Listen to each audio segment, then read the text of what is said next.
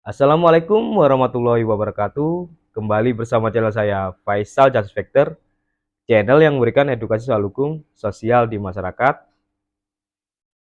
Kali ini saya akan membahas topik yang pastinya masyarakat fokusnya dan konsentrasinya tertuju, penasaran mengungkap misteri yang dimana di tahun 2016 kasus ini mencuat kembali di tahun 2024.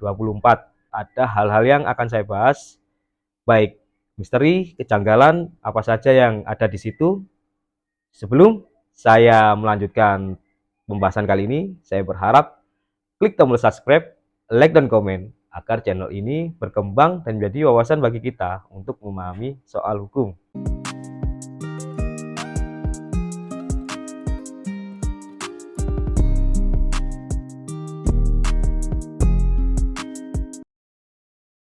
Apa yang membuat ini semakin menarik? Di mana kasus ini di tahun 2016 kembali mencuat dan menjadi perhatian publik, netizen juga ramai-ramai terus memantau kasus ini. Setelah mencuat 2016, 8 tahun kemudian, pihak kepolisian baru saja menangkap pelaku yang selama ini buron, bahkan sangat lama ya, 8 tahun itu menurut saya sangat-sangat lama. Nah, pelaku ini yang bernama Peggy, yang biasa disebut aliasnya adalah Perong, telah berhasil ditangkap oleh pihak Polda Jawa Barat di Kota Bandung. Nah, bagaimana peran si DPO ini yang bernama Peggy, dan bagaimana para netizen atau publik masyarakat menilai apakah benar terduga atau pelaku tersebut adalah pelaku yang selama ini di dalam pemberitaan, di dalam cerita film adalah anak dari orang yang sangat berpengaruh. Nah, akan tetapi ketika penangkapan dan publik mendesak pelaku ini segera diumumkan atau press release, pihak kepolisian Polda Jawa Barat meminta kepada masyarakat agar bersabar karena pelaku ini masih di dalam pemeriksaan kepolisian dan pada akhirnya akan dilakukan press release terkait peran dari pelaku yang selama ini dicari selama 8 tahun.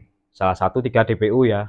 Nah, saya sendiri sangat mempercayai kinerja kepolisian dalam hal mengungkap sebuah kasus kejahatan atau kriminal. Namun yang menjadi pertanyaan, mengapa selama 8 tahun pelaku ini sangat sulit sepertinya untuk ditangkap?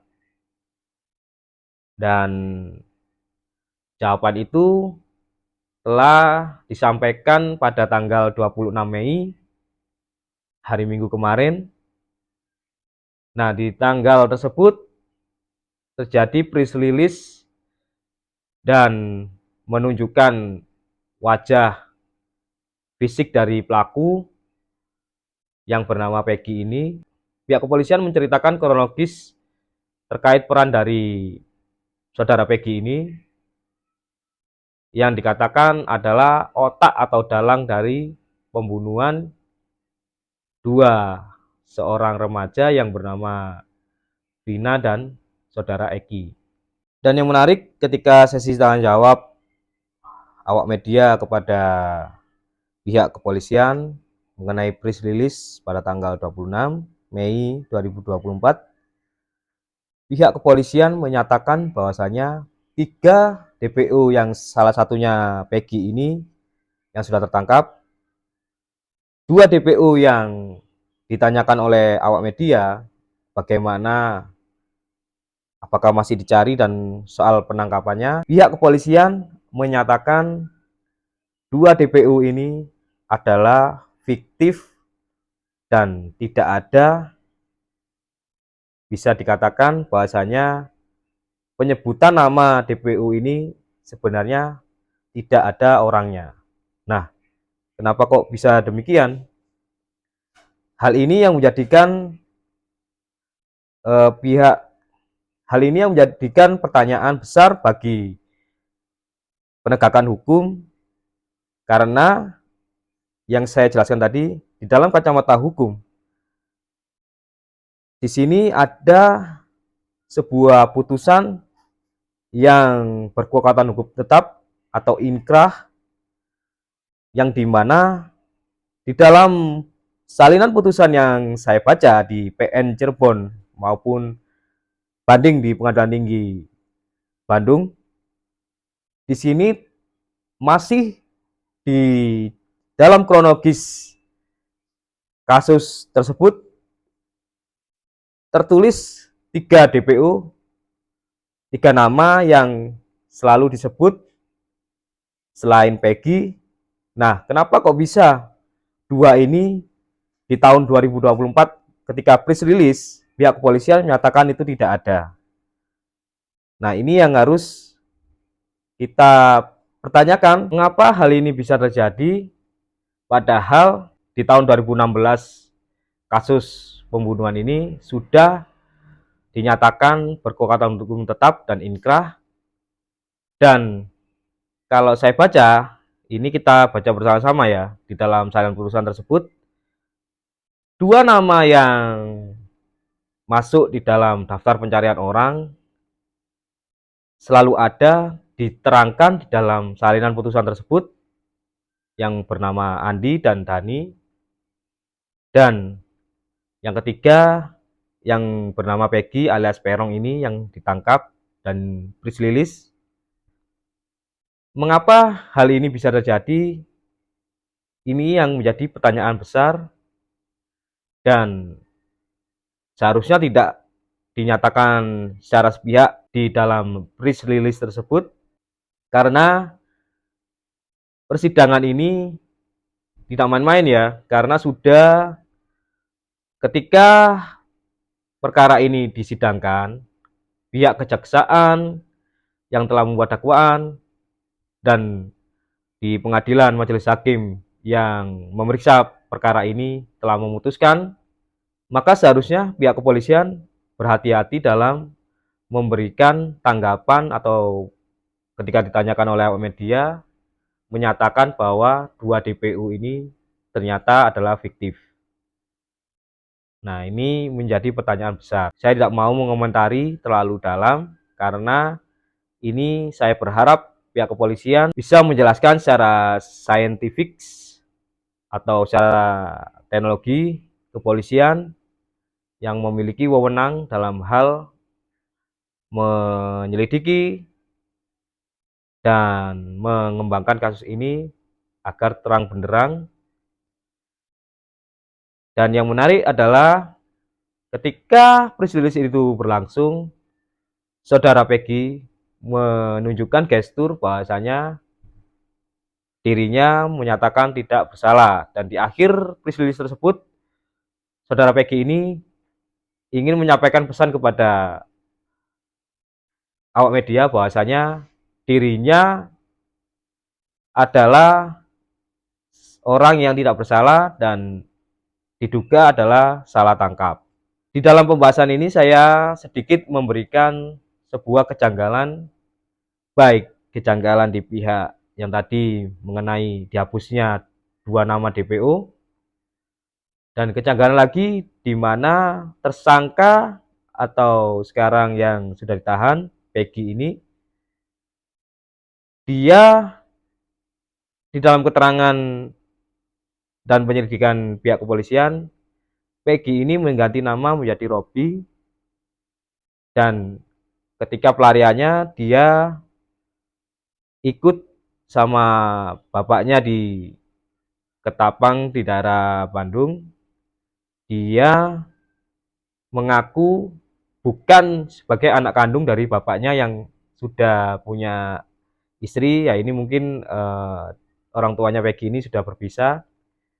Nah, di saat Peggy ini ikut bapaknya, dia mengaku pada istri baru bapaknya itu adalah bukan anak kandung dari bapaknya dan mengaku sebagai keponakan. Nah, ini yang menjadi pertanyaan besar, kenapa demikian? Apa alasannya? Nah, dan yang kedua yang menarik adalah pihak kepolisian menyatakan memang benar Peggy ini adalah pelaku dari perkara pembunuhan 2016 silam karena dikuatkan dengan alat bukti 2 orang saksi dan salah satunya saksi tersebut adalah teman semasa kecil dari si Peggy ini. Nah, ini menarik dan akan kita tunggu bagaimana ketika nanti di proses persidangan 2 orang saksi yang menyatakan memang benar Peggy ini adalah pelakunya, karena saksi yang menyatakan hal demikian sebelumnya di dalam persidangan yang sudah terjadi dan berkekuatan hukum tetap, saudara saksi ini tidak pernah dihadirkan di dalam persidangan karena hanya dimintai keterangan saja di bawah sumpah, atau keterangan si saksi ini hanya secara tertulis tanpa saksi ini menghadiri persidangan yang tengah berlangsung pada saat kasus ini sebelum dinyatakan berkekuatan hukum tetap. Lagi-lagi menjadi sebuah misteri karena sebelumnya misteri mengenai